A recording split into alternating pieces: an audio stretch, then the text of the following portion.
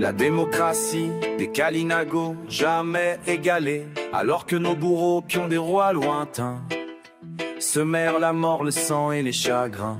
Nous Kalinago, depuis des millénaires, vivions en démocratie, libre et sincère, un modèle si pur, si juste, si grand, qu'aucun gouvernement aujourd'hui n'atteint ce rang. Car leur fausse démocratie, pleine de faux semblants, laisse les escrocs régner arrogants. Chez nous les chefs n'étaient point des rois, mais serviteurs du peuple guidés par des lois. Si l'un tombait, captif ou blessé, il était remplacé sans délai, car seul comptait le bien-être de tous. Jamais un chef me disait c'est à moi, mais c'est pour nous. La fonction était un acte d'allégeance, un devoir sacré, une noble essence. Point de titre, mais des responsabilités. Point d'ambition, mais des solidarités. Le rêve d'un chef humble d'expérience et d'âge était que son peuple lui trouve un successeur plus avantageux que sage. Chez vous, Européens, l'individualité prime. Chez nous, l'individu n'existe pas, c'est un crime. L'ambition ne sert que le collectif.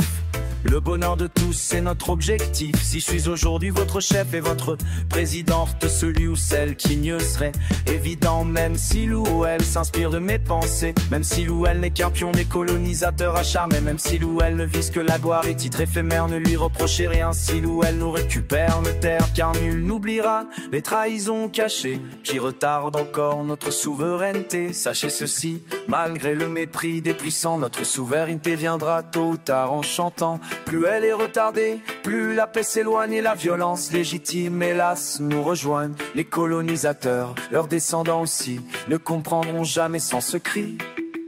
Si historiens et chrétiens avaient cherché la paix, les Antilles nous seraient rendues depuis plus d'un siècle déjà. Les Africains, jadis victimes, devenus colonisateurs unis. Sachez ceci, malgré le mépris des puissants, notre souveraineté viendra tôt ou tard en chantant. Plus elle est retardée, plus la paix s'éloigne, et la violence légitime, hélas, nous rejoigne.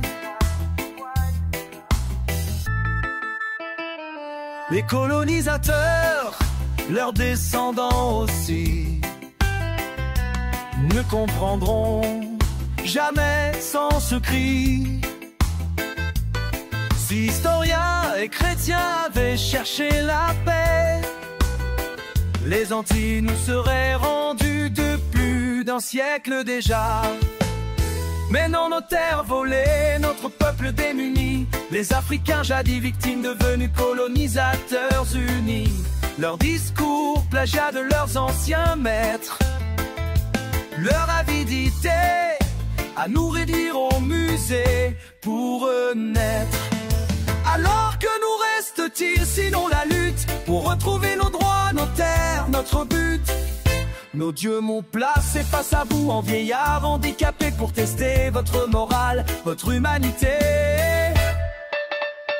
Mais vous n'avez vu qu'une chance de persister, montrant à nos générations futures qu'elles agissent sans pardonner. Ainsi la violence légitime sera en boucle votre destin. Car l'histoire sans justice ne connaît pas de fin.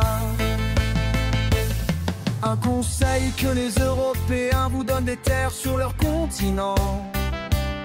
On négocie sur les vôtres ancestrales, ce serait évident. Mais ici aux Antilles, du vrai nom Kalinaki, ces terres sont au Kalinago et le resteront à vie. Conseil et prophétie du dimanche 9 mars 2025, écrit à Saint-François, Kusalaoua, Kalukaera, Guadeloupe.